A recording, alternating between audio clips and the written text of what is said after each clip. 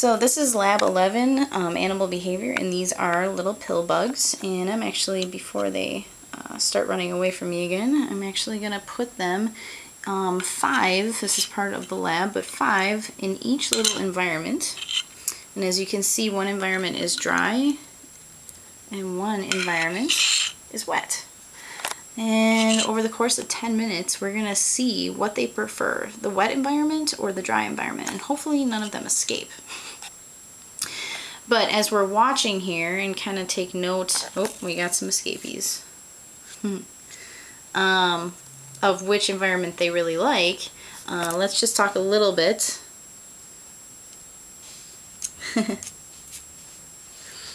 about behavior. Behavior can either be learned or innate, meaning that the organism was born with specific knowledge on how to survive. That could be food choice, that could be even predator choice, or how to get milk from their mothers, or even just to walk right away when they're born. So it's either innate or learned, and they get it from their parents or from the environment. Now there's a couple different things that I want to talk to you about, and they're written here. The first one is taxis. Taxis is when an animal's movement is either toward or away from a stimulus. I think we're just going to kind of do this. Might help a little bit. We'll see what happens. The next, for an organism, a stimulus is often light, heat, moisture, sound, or it could be even chemical. The next one is orientation. And orientation is when an animal moves to its most favorable environment based on its behavior. So what its needs are, and its behavior, its niche. The next one is kinesis. And kinesis is basically random movement that doesn't result in orientation. For instance, animals moving away from direct light is called taxis. It's moving away. It would be a negative taxis movement. However, animals showing random movement in all directions is called kinesis. The next one is what we call agonistic behavior. Agonistic behavior occurs when animals respond to each other aggressively or submissively. And you may have seen this with your cat or dog. A lot of times dogs especially will go up to their owners and turn over for a belly rub. That would be submissive.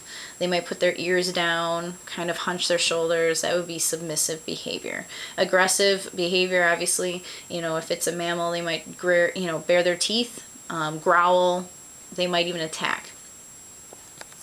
So it occurs when animals respond to each other aggressively or submissively. Agonistic behavior could be as simple as even just to make the organism appear more threatening. This could be when a bird puffs up its feathers or fur to make it look bigger. And this is an adaptation that they may have learned to help them survive. Because if they look bigger, more often than not, that predator is not going to go near them. And finally, we also have another behavior, mating behavior. And mating behavior is kind of complex because there's several different parts. But it may involve several different activities to help an organism basically find a mate, court the mate, and then obviously mate. And that could be anything from a song that they sing, a howl, a certain pitch. It could be for birds even making nests, cleaning up the area, a dance, anything like that, showing off feathers, to even more aggressive behavior, for instance males fighting against each other or butting heads to see who's going to be the winner. So this is experiment 11. Oh, we have an escapee. And this is to show the different types of behaviors of isopods. Oh boy, he's going to be kind of tricky. Oops. I want to squish him. Alright, I think we got him. And so far, you can kind of see, light's kind of in the way. Try to get it where it's not in the way. That we have 3, 4, 5, it looks like. And well, it looks like they kind of keep trading places. So we've got a couple here in the archway there. We've got some that are here. As you'll notice though, they tend to stick with each other a lot. Some of them are braver than others and try to get out. Okay. But some more information about the pill bug. This is basically what a pill bug looks like, and you can see the metamerism here, the repetition of different parts and the segmentation. But the pill bug is terrestrial. It's an isopod, so iso meaning the same, pod for feet. It's got many feet, as you can see. It comes from the phylum Arthropoda, specifically the class of the crustaceans, or crustacea, which also includes shrimp and lobster. So, in part A of Lab 11, we were supposed to just observe 10 pill bugs in a petri dish. We would observe their behavior, their appearance, which is kind of hard on this film. But again, this is basically kind of like what they look like. And you can see that they have antennae and are constantly looking at each other. Oh, we got another escapee. I wonder if it's the same one. Now it wants back in. Oh, did it get back in? Let's just kind of see if it did, or if it cheated. Yeah, it looks like it did. Alright.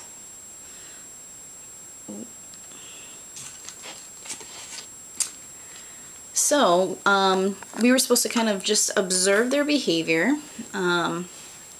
as they interact with each other, possibly socially, or if they isolate themselves and they're solitary, look at their behavior that way, look at their appearance, look at their movements.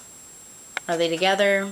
Do they interact? Do they affect each other's movements or influence each other's movements? And then again, interactions with one another. Now, as you've kind of been watching, have you noticed, do they prefer one area, the wet or the dry, over the other? Or away from the group? Or together? And you can kind of see that they're clumped down here. Pretty good. Do they keep moving? Do they settle down? Or are they pretty sporadic? Okay.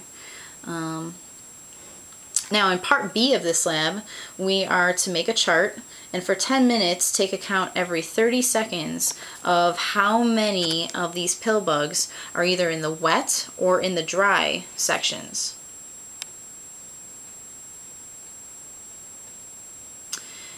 And we've kind of done it a little bit differently, but we did put 5 in each section, so we kind of started part B.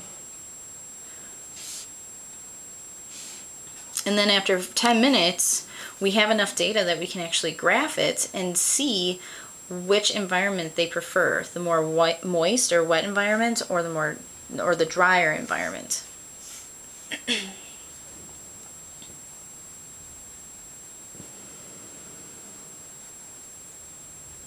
Alright, so we've almost reached about 10 minutes. We're just about at 9 minutes. So, I have one other thing for you. Just gonna move this up a little bit.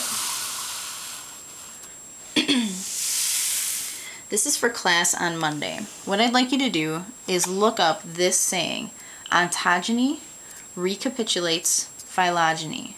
I want you to look it up, define it for Monday in your own words, okay? And there might be a quiz, okay? Also, have a great weekend. I know prom is this weekend, so if you happen to be going, have fun. And we've only got 1 week and counting. So, have a good weekend. Let's just take a look at how our little bugs are doing over here. Pretty much no change. So, we've got 3 of them on this side. Okay, there's a couple there. And most of our bugs though are over here. So we've got about 70% on the dry side and 30% on the wet side. Alright, and that's basically 10 minutes. So I hope this was helpful, and we'll see you all on Monday. Take care.